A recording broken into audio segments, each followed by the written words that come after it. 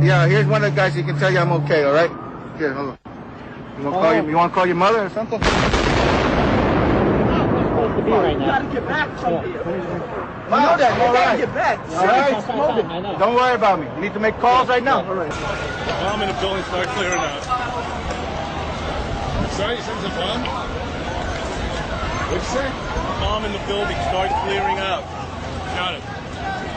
Like, it sounded like gunfire, you know, bang, bang, bang, bang, bang, and then all of a sudden, 3 big explosions. 5 blocks away when I heard explosions, 3 thuds, and turned around to see the building we just got out of. 10:30, I tried to leave the building, but as soon as I got outside, I heard a second explosion and another rumble. And then a fire marshal came in and said we had to leave because if there was a third explosion, this building might not last. We were getting our gear on and making our way to the stairway. There was a heavy-duty explosion. Somebody said that they saw an airliner go into one of those towers. Then, I don't know, an hour later than that, we had that big explosion from much, much lower. I don't know what on earth caused that. Reports of secondary explosions after the aircraft impacted, whether in fact there wasn't something else at the base of the towers that in fact were the coup de grace to bring them to the ground. That it appeared that Boeing 757, the American Airlines jet, landed short of the Pentagon. Can you give us any better idea of how much of the plane actually impacted the building?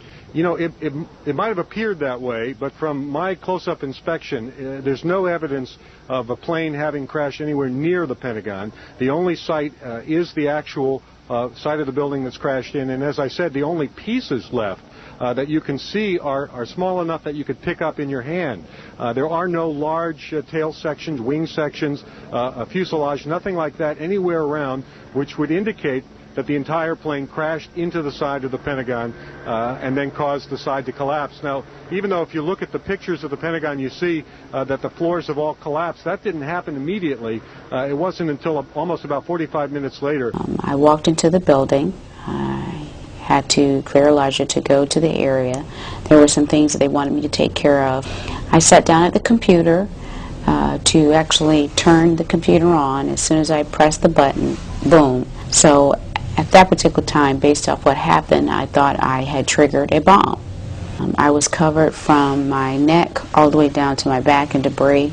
My son was completely blown out of his stroller. I put him over my shoulder and proceeded to get out of that particular location that had collapsed. And I came out in what is believed to be the entrance or the place of initial impact.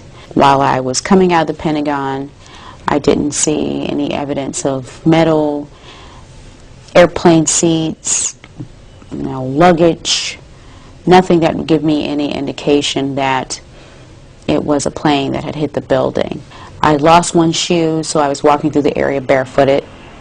So I was particularly careful to try to make sure I did not step on anything sharp while I had my son on my shoulder. I did not have jet fuel over my body. My son didn't have jet fuel over his body. The people that I helped didn't have jet fuel on their body.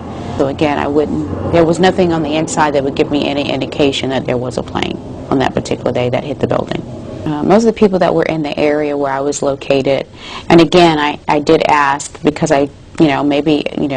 maybe I was off in my judgment, but in speaking with everyone, it was conclusive that no one else in the area where I was located had seen any parts of planes or luggage or baggage or anything of that nature. Sort of the most horrifying aspect of this particular crash scene is how little debris is visible. There is a large crater in the ground, and I'm hoping that you all are seeing it as I'm talking about it, but that's really all you see is a large crater in the ground and just tiny, tiny bits of debris. There's been at least one report that the investigators out there, and there are hundreds of them, as I said tonight, have found nothing larger than a phone book.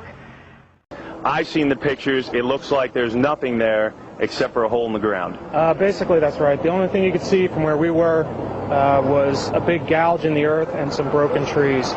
We could see some people walking around in the area, but from where we could see, there wasn't much left. Any large pieces of debris at all? No, there was nothing that you could distinguish that a plane had crashed there. Smoke, fire? Nothing. It was absolutely quiet. It was actually very quiet.